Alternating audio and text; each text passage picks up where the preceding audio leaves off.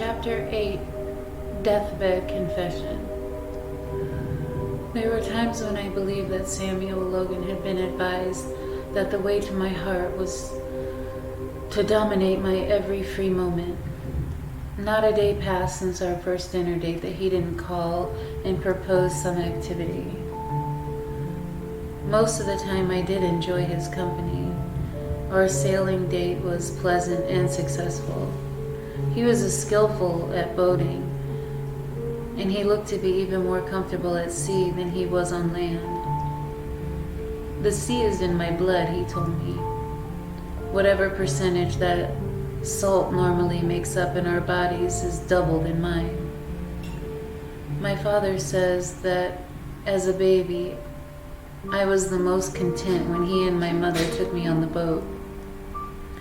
The roll of the waves and the sound of the surf was the best lullaby.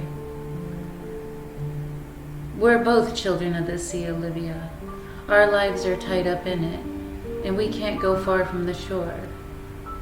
I would sit and listen to his speeches over dinner, or in the car, or just while we were walking through town. I would think that Samuel Logan was anything. If Samuel Logan was anything, he was surely a good salesman. I had to admit to myself that I enjoyed the attention, enjoyed being taken to restaurants and the movies, having cars' doors open for me, having a good-looking man escort me everywhere until people began to take note and think of us as an item.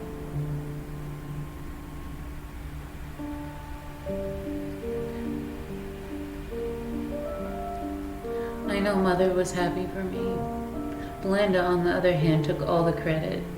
If I hadn't talked you into fixing yourself up properly, you might not have been able to keep his interest, Olivia.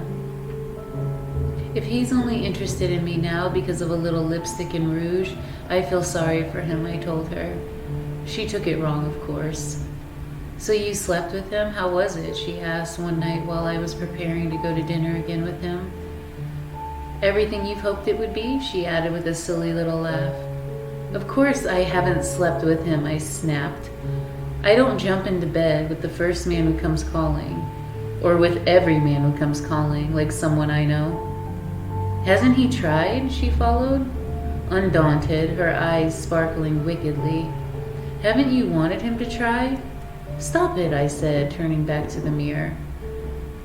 You might have this sort of conversation with your bubblegum friends, but not with me. I'm just wondering what you did then, she said with a shrug. I spun back on her. You're wondering what we do? We do what mature adults do. We go to dinner, we talk, we admire the scenery. We go to art galleries or to the community theater. We get to know each other better to see if we really belong together, and then, after we're comfortable with each other, we develop other ways, I lectured. She burst into laughter. What's so funny, Belinda? By then you can both have gray hair and no teeth, she declared. But I won't have to hide a pregnancy or throw my kid out and get kicked out of finishing school, I countered her. Her smile flew off her face like a frightened bird and was quickly replaced by a scowl. I was just trying to be funny, Olivia. You don't have to get nasty. I'm going to be late, I said, wanting to abruptly end this silly conversation and turn away from her. Right. She went to my dresser drawer. I need this tonight, she said, taking back her bra. Where are you going? Out to develop other ways, she snapped back and left my room. I felt myself blush deeply red with anger, and then I thought more about her and smiled. It was amusing. For the first time I could remember, Belinda was actually jealous of me. Our parents were talking about my relationship with Samuel, asking me questions about social affairs. Family and friends had made comments to her about my romantic involvement and not about hers. Most important, as far as I could tell, despite her flirtatious manner, Samuel didn't pay any attention to her. Envy dripped from Belinda's lips, and she didn't even know how deep it set from the pink clouds on which she floated. Spite and anger were her only means of defense. I thought it was purely out of simple vexation when she announced one night at dinner that she wouldn't attend the child's engagement party. "You can go with Olivia and Samuel, Daddy," she told him. "None of my friends will be there anyway." "You should be trying to make other friends, Belinda," I said. "My friends are just fine." "They're fine if you want to remain forever in high school," I retorted. Her eyes took on a shine of forelooming hot tears.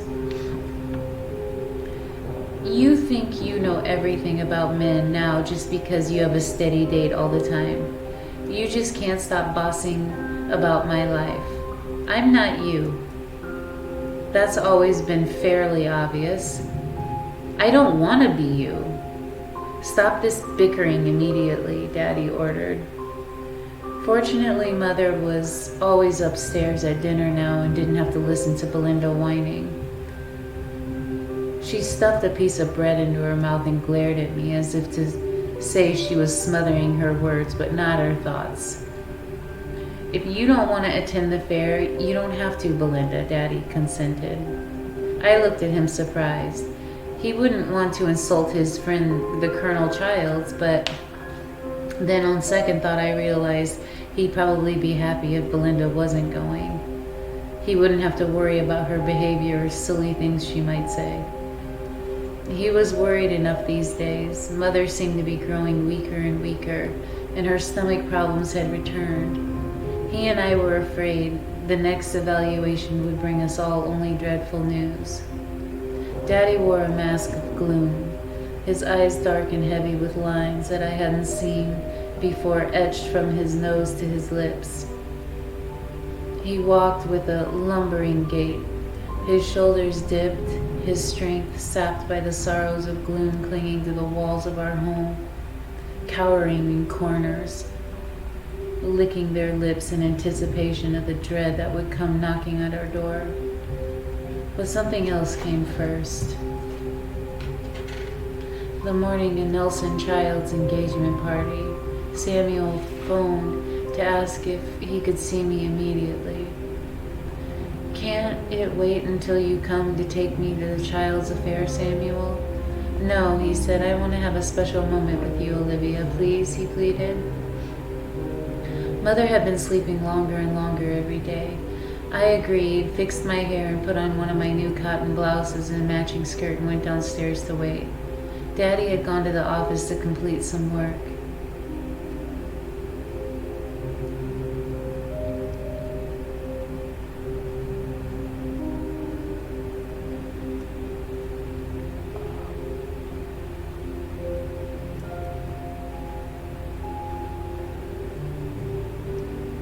I was alone when Samuel rang the doorbell.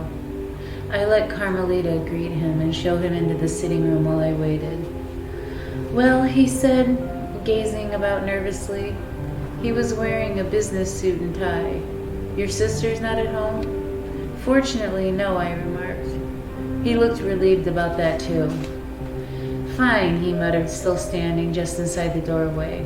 "What was so important that couldn't wait till later, Samuel?" I demanded. "It's only a matter of a few more hours." "This couldn't wait a few more minutes," he said, smiling like someone who had a deep, dark secret and wanted to reveal it. "Mind if I sit?" "Of course not. Please do," I said, and he took the seat across from the settee.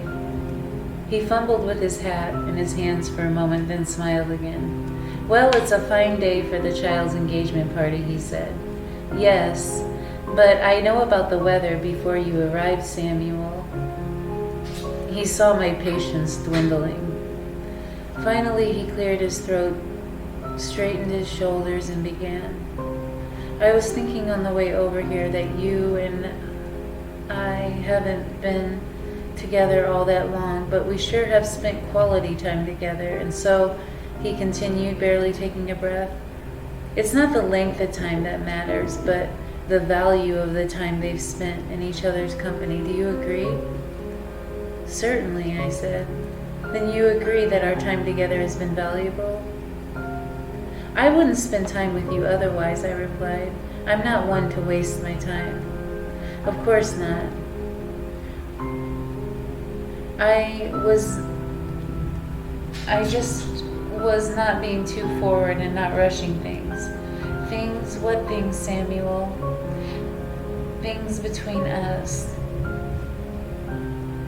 I've enjoyed our company so much, I don't want it to end. But even more important, I don't like interruptions. Interruptions? I had to shake my head and smile with confusion. What is he talking about? Nights, mornings, pieces of afternoons, I mean all the time between our dates, he said. I still looked confused and shook my head. What are you trying to say, Samuel? I told you I wasn't the most eloquent of speakers. It takes a little time to get to the point. He stiffened in his seat. What I mean to say is I want to make a steady diet of Olivia Gordon. What? Steady diet? He reached into his pocket and plucked out a small box. His smile widened as he rose from his chair and went on one knee before me. I thought you might like this done the old-fashioned way, he began and opened the box. In it was an engagement ring that rivaled the one Carson Miguel had given Belinda, only I thought this one was more elegant, in a gold setting with baguettes. I took the liberty of ordering this, Samuel continued, in the hope that you would give an engagement between us some serious consideration. Stunned by the twinkling diamond and proposal, I sat dumbfounded. He remained on his knee, holding out the ring in its box before me. Slowly, almost like one afraid that if she touched it, it would disappear, I plucked the ring out of the box and looked at it closely. It was breathtaking. Not having a mother to advise me, I had to depend on an expert jeweler, he said. I hope you like it. It's a beautiful ring, I gasped. I was hypnotized by its magical twinkle. Try it on, he urged. I considered it, then did so, finding it a perfect fit. I turned my hand around to look at it from different angles. The hand that I thought looked so thin and bony now looked like it belonged to a princess. How did you know my size? That was a bit of a conspiracy, he confessed, between me and your father. He got me one of your present rings, and I had it fitted. I dropped my hand in my lap as if the ring had taken on the weight of the lump of the lead. My father already knows about this, I groaned with disappointment. Samuel nodded. I wanted to appear forward in his eyes, he said quickly, and I thought, if he got one of your rings to me, well, as you see, it worked as far as the fitting. I don't like secrets, especially when I'm the one not in on them. I intoned as I stood behind the pulpit. He shook his head. I assure you, nothing sneaky was done. No one else knows about this, he said. Please, he continued, don't get the wrong impression. I played with the ring, tugged it as if to take it off, and then turning it on my finger. He watched, his eyes widening in fear and anticipation. I do believe with all my heart that we can have a wonderful life together, and I hope you feel the same way, he continued, his eyes fixed on my fingers. We share interests, we share ambitions. I hope I haven't upset you, he added when I didn't respond. It's so sudden, I hate being surprised, I like being prepared. I know, but why can't good things be sudden? Bad things often are, as you know yourself. Anyway, he went on, I decided that today, a day we're going to go to Nelson's engagement party, would be a great day to announce our own. I thought about it and smiled to myself. Yes, wouldn't it though, I thought. I wondered about the expression on Nelson's face when he saw the ring on my finger, and the expressions on the faces of all the people who were satisfied in believing I'd never be married. They were convinced I'd end up a spinster, running into my father's enterprises, while my sister, my beautiful sister, landed some rich and handsome young man. Wouldn't they be shocked? Don't you think it would be a good day to make such an announcement? Samuel pursued. I snapped out of my reverie and gazed down at him. He was looking at me as if I were about to pronounce a verdict in court. His eyes were filled with anxiety and the dread of hearing a refusal. Yes, I said, it would. His face exploded in a smile. He kissed my hand and jumped to his feet. How wonderful. I'm the happiest man in the world, happier than Nelson Childs, because I'm sure we'll have a better marriage, he added. My eyebrows turned up in their centers. Really? Yes, really, really. We're perfect together, Olivia. We didn't need some social matchmaker bringing us together. The moment I saw you in that office behind the desk working like a bee, I knew you and I would be a great team. We'll own the Cape someday, I swear. I've had my sights on a special home for us, Olivia, he continued. It's a huge 2-story house, very old, prestigious, the original portion having been built around 1780. I'm planning on getting it and modernizing it. We can build onto it. I'll take you there tomorrow and you can begin to plan it out with our architects. I want to be ready for us the day that after our honeymoon, he said. It does sound like you've been planning this for some time, Samuel, longer than we possibly could have known each other, I commented with narrow, suspicious eyes.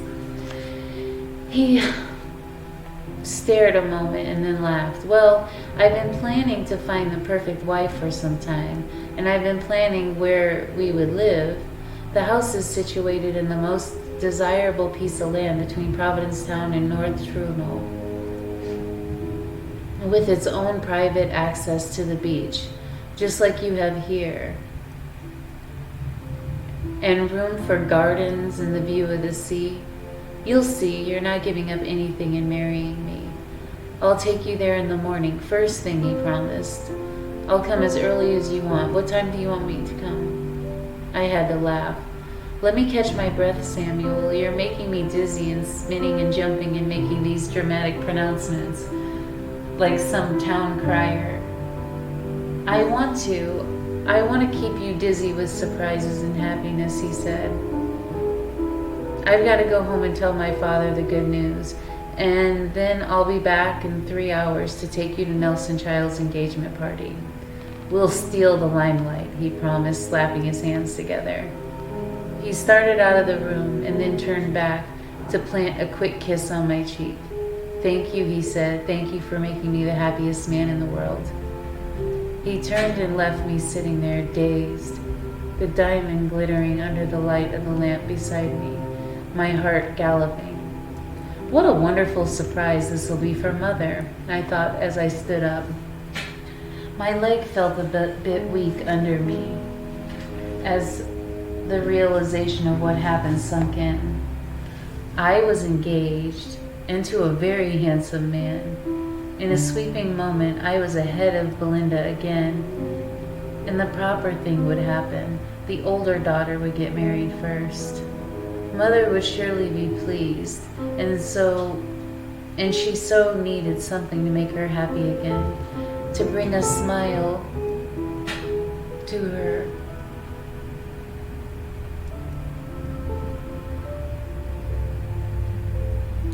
As I started up the stairway, I heard a voice within me ask, "But do you love him, Olivia?" I paused. He didn't mention it, I muttered to myself. He didn't even ask. It was as if he knew that my love was something I believed grew between two people. Those who claimed they were struck by lightning and heard bells ringing every time they kissed were people living in a fairy tale, putting themselves into romance novels and films. In the end, when reality set in, they were the most disappointed. The best marriages were the ones like the one I was about to consent to. A marriage built on sensible, logical blocks, giving it a firm foundation. Love would come later, I thought. First, we had to respect each other and succeed together. Then we could look into each other's eyes and say, yes, yes, there's another strong bond there. An emotional tie that's now strong enough to hold two independent people together securely. Now, it's proper and right to say, I love you, and have it mean something. I climbed the stairs and went to Mother's room. She was dozing. Her nurse looked at me. I'll stay with her a while, I said. Very good. She rose. Call me if you need anything, she said before leaving. I sat by the bed and studied Mom's small, burdened breaths that made her chest look heavy. Her bald head, ravished by the chemotherapy, was wrapped in a silk scarf. Her skin was so white, she looked like she had no blood. Oh, Olivia, dear, have you been here long? No, just a few minutes. I came to tell you something that I wanted you to be first to know, I said. What, dear? She asked, trying to turn to me.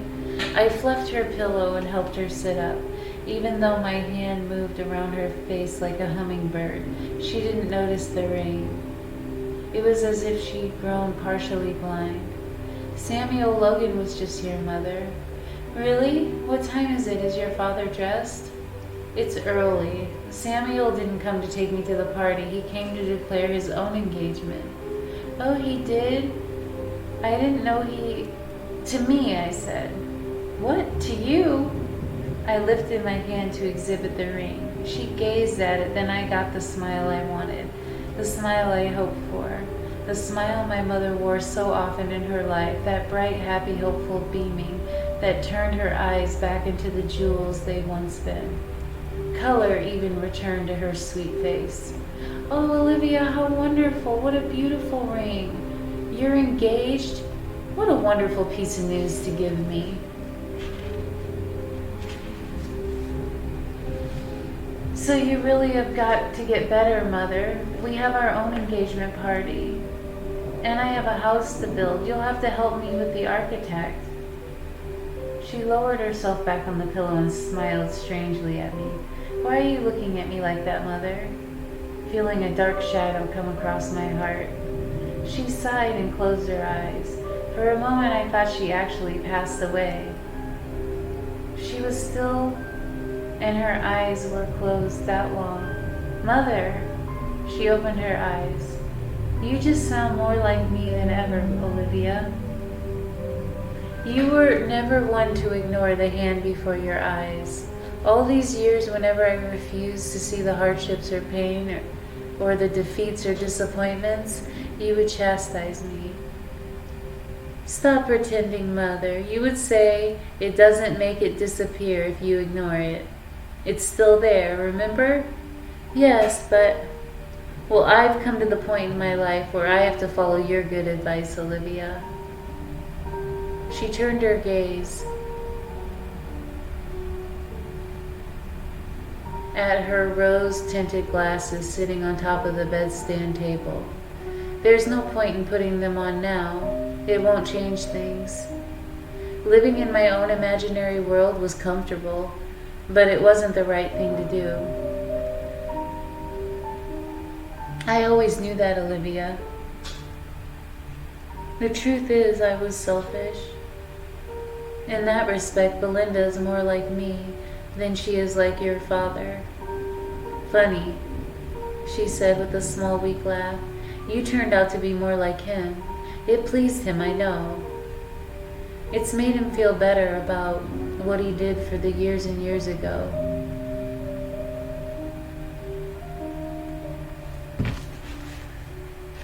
What do you mean, Mother?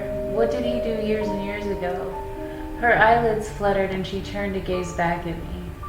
I'm dying, Olivia. Dr. Covington was here earlier, and you know how brutally honest he can be. It's his philosophy to be direct and honest with his patients. Mother, no. The results are in again, and they're not good, Olivia. It's spreading, raging through me, and I can almost feel it oozing in my bones, she said with another small laugh, more maddening. Daddy never said. Don't pretend you didn't know I was getting better. I wasn't getting better, Olivia. You're not good at telling little white lies because you can't tolerate any falseness or dishonesty, no matter what the purpose. The ends never justify the means for you, my daughter. I'm not silly enough to go to my maker thinking he can tolerate any dishonesty either. This is the day I've dreamed about, a day I've dreaded, and not because it's the day I have to face my own demise. It's the day when my make-believe gets swept out the door. When the winds of truth come rushing through and wash out the pretend facades and masks, there's nothing left but honesty. Please don't do this to yourself, Mother. We'll get another doctor. She held up her hand weakly. I'm not as upset about it as you thought I might be. When you live a life that's essentially built on lies, you think that you're going to panic when the false foundation crumbles. But you know what, Olivia? I feel a sense of relief. I feel, strangely enough, stronger because of it. You were right about facing reality and how that makes you a stronger person. I'm not making head or tail of what you're saying, Mother. I'm going to have to make my own discussion with Dr. Covington and your other doctors, and this doesn't concern him or them, she said. It concerns you and me, Olivia. You and me first, and then your father, she added. She closed her eyes again and was silent for so long. I thought once more she passed on. Finally, she reached out for my hand and gazed at me. I want you to understand and believe that your father and I have grown to love each other as much as two married people can and do. He blusters about, complains about my spending or the way I handle servants, you and Belinda, whatever. But after he's made his speeches and swung his arms about like a human windmill, he collapses in my arm in this bed, and we hold each other before we sleep, and we comfort each other, and we try to strengthen ourselves for the days to come. You and Belinda have never seen that part of him, but it's there. Believe me, Olivia. It's there and it's important. I do love him very much. I know that, Mother. Do you? She smiled. You always believed your father had his hands full with me, didn't you? You always believed that he fumed and raged about the house like a man trapped. Be honest with me, Olivia. Don't pity me today because of what's coming tomorrow. Yes, I admitted. There were times I felt that, but he always seemed to deal with his dissatisfactions and go on. She nodded, smiling. That's the strength that comes from our love, Olivia. I hope you'll have that with Samuel. Of course you won't have it immediately. It comes with time, with respect, with realization that together you are one in the end. I know, Mother. I don't expect more, I said, lowering my head. You deserve more, she said.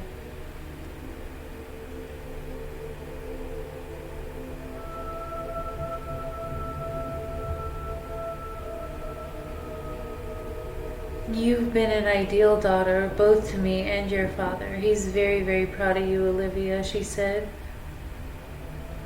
As proud as we both are to have you as our daughter. I looked up sharply. What? Surely she's lost her wits now, I thought. I am his own daughter. She shook her head. The day you were born, Winston and I made a vow. It was more his vow than mine. What vow? Never to reveal the truth. He swore he couldn't live with it. I hadn't fallen in love with him yet, but I don't think I ever loved him more than I did at that moment. I shook my head. What are you telling me, Mother? You know that your father and I were brought together by his parents and mine. Our lives were more or less planned by other people. I don't think I could live with him, much less love him. There was someone else, someone not half as desirable in the eyes of my parents, a young man, a fisherman, who worked for your grandfather and your father. Now, she said, looking off, he seems like a dream to me, nothing more. I thought my heart had fallen into my stomach.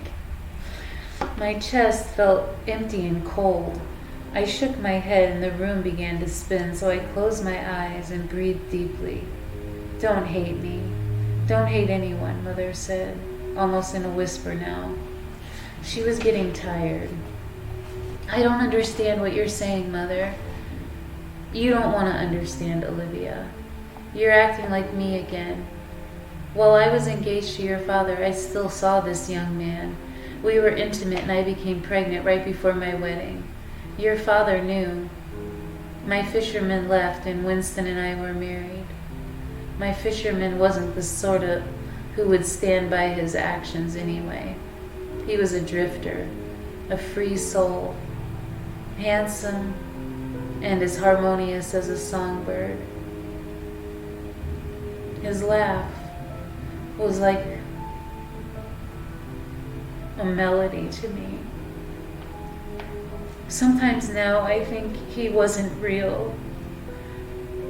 I think maybe I did imagine him. Maybe it was all a fantasy. That's how you know me best, pretending, she said. Well, that was the old me. The new me must strip away the lies and stand naked with the truth. I thought about dying without telling you. I asked myself, what good will it do? You might have a terrible reaction and hate me, love your father less, hate your sister. But then I kept returning to the realization that I was going to stand before a great judge without a clear conscience, without relieving myself of the guilt. I would not be able to raise my eyes and look into his. So maybe I'm doing this for selfish reasons, Olivia. Forgive me and please, please don't hate me. I'm a frightened woman who's trying to get strong enough for what's to come. I simply stared at her. So this is why my father forgave my sister so easily, why he cared more about her future than he did mine. This explained the aloofness, the gap, the slight formality I always sensed between myself and him. I went from shock to anger and rage and then to simple resignation. What could I do about it now? How could I be angry at my mother when she was on her death's doorway? I did feel a surge of resentment for Belinda, a jealousy I never imagined, but I had no time for it now. No time to feel sorry for myself, no time to rant and rave, no time to confront mother and father and berate them for living my whole life as a lie. Winston never loved you less, Olivia. He decided he would think of you as his own, and he never faltered. I swear to you. He's never once brought this up or threw it back at me. Your father, the man you respect for being coldly realistic and strong, never gave up the illusion. He accepted what was, and he made it his reality and mine. And I love him more for it. Please, please love him more too, she pleaded. Say something, Olivia. I shook my head. It's so much to take on at once, Mother. I know, but I'm going to ask you to make a promise to me on my deathbed, Olivia. Promise me that you'll never tell anyone, never tell Belinda, never tell your father that I told you. It's the last thing I'll ever ask of you, she said. Will you promise? Please? I closed my eyes. It was like swallowing down the truth and burying it inside. I promise, I said. And you never lie, she reminded me. She smiled at me with her remaining strength and sat up to reach for me. I hugged her and she put her arms around me as firmly as her weak arms would permit.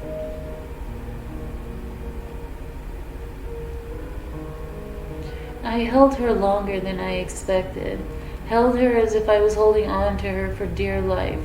She kissed me on the cheek and closed her eyes. I lowered her back to her pillow. She smiled again and reached up to take my hand. I've made myself a bit tired. I'll just rest, but wake me when your father comes home.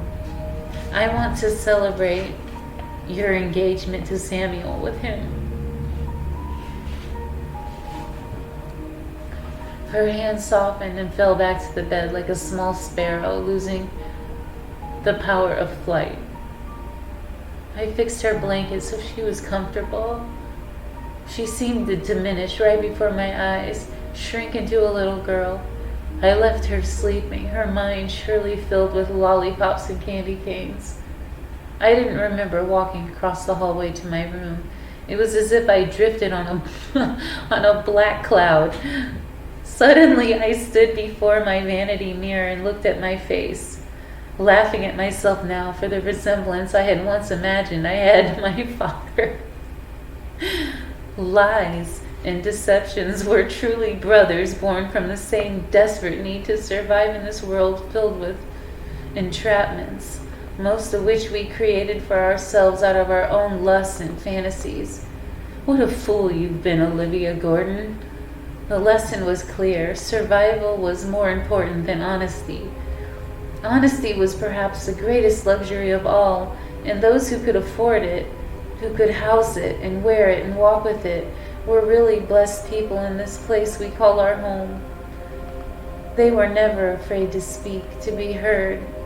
The rest of us had nothing but muted voices.